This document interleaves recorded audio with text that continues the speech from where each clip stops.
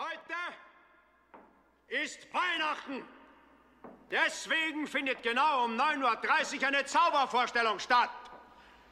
Pfarrer Charlie wird euch da erzählen, wie der Kommunismus von der freien Welt endgültig besiegt wird.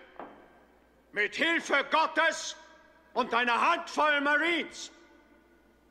Gott ist geil auf die Marines, weil wir alles töten, was uns vor die Augen kommt.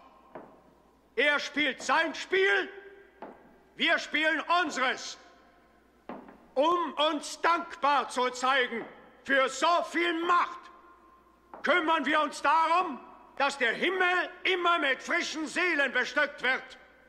Gott gab es schon vor dem Marine Corps.